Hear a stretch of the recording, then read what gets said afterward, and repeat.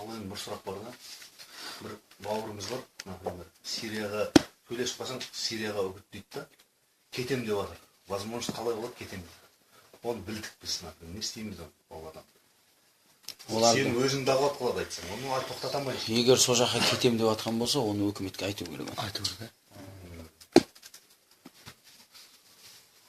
Ұстап қалсын, ұстап біреуді уламасын. Бір адамның уланғаны жеткілікті. Басқа біреулерді улап тастамасын ол. Amma осындай пікірлері болуы мүмкін, жихад туралы күдіктері бар.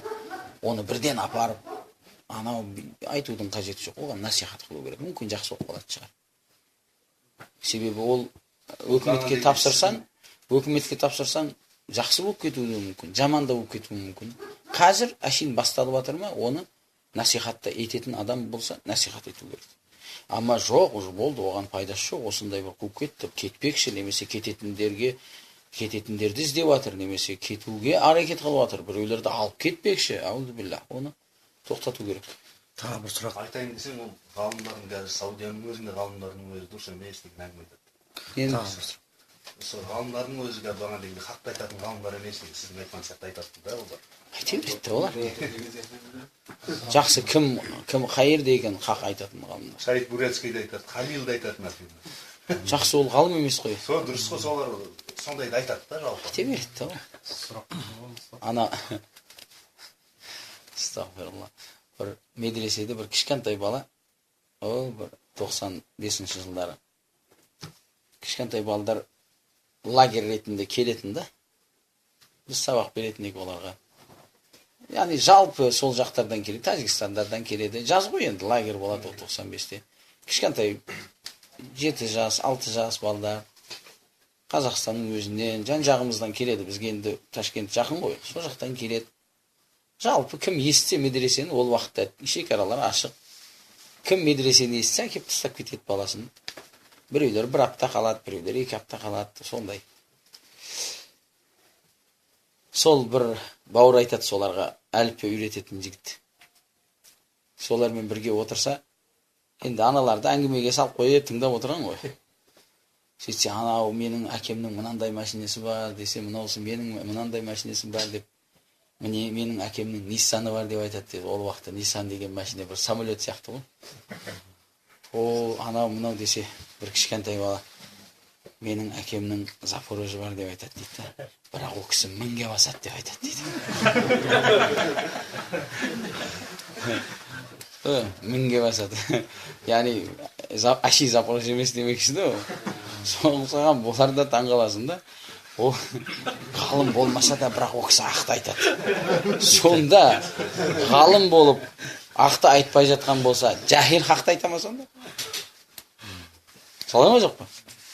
Тура мына ақмақ 6 жасар баланың ақылынан төмен да ол. Бұл Запорожье туралы сөйлеп жатыр да себебі. Анаушы ғалым шариғат туралы сөйлеп жатыр. Бірақ мынаның ақылынан төмен оның ақыл. Ондай ақмақтарға қалай сенеді адамдар?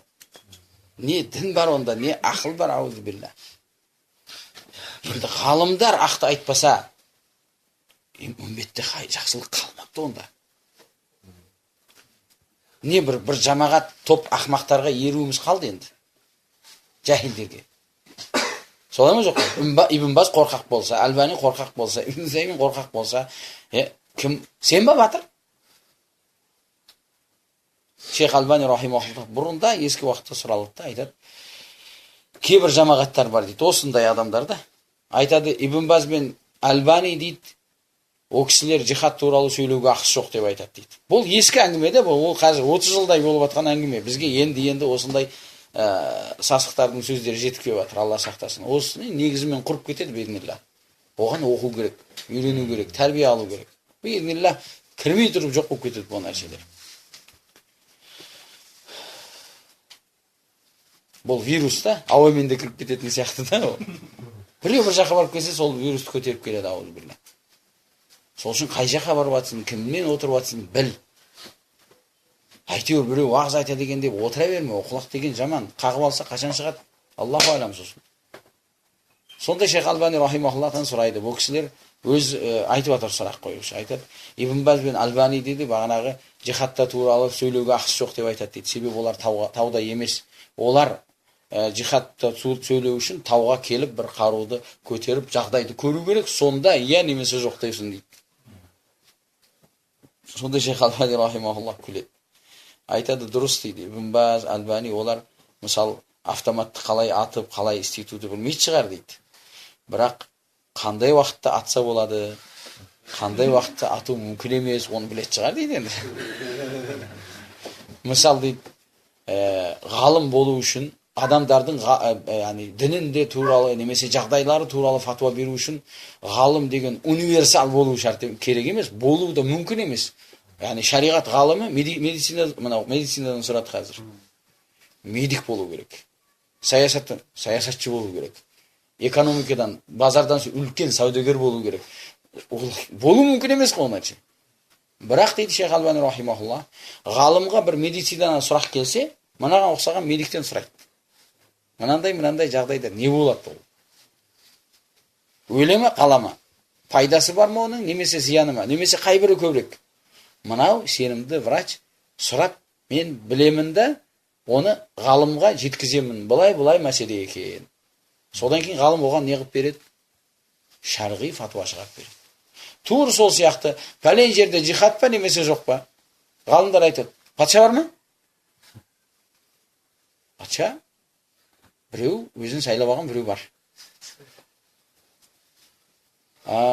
Олардың әскері бар ма? Білмейміз, қанша бірнеше балдары бар әйтеуір. Арасында қатындары да бар. Бурятский видеоға шығарды ғой, бүйтіп қатындарды жихадқа шығарды ғой. Суретке түсіріп алып, жігіттерді керемет, сұлу жігіттерді қойып, мынаған келсең күйеуге шығасың деп жатыр ма? Тауда жүресің, өлең айтып бір-біріңе. Айтады, олардың жері бар ма? Партизанский война жері жоқ. Олардың жалауы, қандай жалауы? Ахлу сүнна ма, бидат па, кім ол? Жауап таба алмайсың да олардың ешқайсысын. Қандай жихад сонда? Шейх ул-Ислам Тайми рахимахулла айтады, патша болу үшін оның жері болу керек. Оның елі болу керек. Сол елді қорғайтын күші болу керек. Бізде бар ма, сонайша жоқ па? Бар. Біз елміз біз. Тауда жүргенде не бір анық патшасы жоқ, не бір анық жері жоқ, не бір елі жоқ, немесе соны қорғауды біледі олар. Жүгіріп түсіп 4-5 менттерді өлтіреді де қашып шығып кетеді. Ана жерді жарады, мына жерді жарады да қашып шығып кетеді. Кейін олар келіп халықты қинайды. Аналар төбеде, мен ана бір видеода көрген едім, отырып, сөйлесіп отыр, төт мәжахид бағанағы. Мынандай соқтарды бәр, дастархан деген мынадан керемет. Мен айтам, ол жерде неде анада тауларда не дейді, не көтереді? Курортта жүр ма олар? Жихадта жүр ма? Мен үйде ондай тамақтар жемеймін шынымен. Керемет киімдер, менің ондай киімім жоқ негізінде. Қаяқтан жасайды олар бәрі. Демек кейбір мұсылман, ақымақ мұсылмандар бар, соларға жібереді. Түсінікті ме жоқ па? Кейбір ақымақтарды олар өздеріне не қылып алған? 100 мыңдағап. Сол үшін өкімет қадағалап тұру керек. Кімнің долларлары қай жаққа шығып кетіп жатыр? Оны қадағаламаса болмайды. Қайқа апарып жатыр олар? Қайқа кетіп жатыр ол ақшалар? Білу керек оны. Өзіңнің ақшаңды алып, өзіңді атады олар. Түсінікті ме жоқ па? Сол үшін сол Марокко елінің тарихында Ибн Касир рахимахулла айтады, бір харижит, бір такфири болған адам, өзінің жамағаты бар. Бір ғалым келіп оны жамандайды патшаға. Бағанағы харижитті жамандайды. Сөйтсе, патша сенбейді оған. Ол жақсы адам ғой дейді патша. Патшалар осындай әркімге сеніп қала береді де осылай. Ол жақсы адам ғой дейді. Себебі патша өзі жақсы адам да. Жақсылық ойлайды. Сен жоқ, ол туралы сөйлеме, ол жақсы адам дейді. Шағырат бағанағы. Кейін басқа бір отырыста шағырат да уағыздап береді. Уағыздат дейді маған, насихат айтты. О, насихат айтып патшаны жылатады. Содан кейін жақсы динар дирхамдардан ақшалардан беріп шығарып салады бағана. Сөйтсе есіктің астында шәкірттері күтіп тұр ғой. Şimdi тақсыр бұл тағут қой, оның ақшасын не істейсіз дейді ана. Сөйтсе өзіне қарсы істетеміз ғой оны дейді. Бұл тарихта бұл. Бұл тарих. Адам тарихты білу керек. Тарих өзіне өзі қайтарады, бірақ кісілер басқа.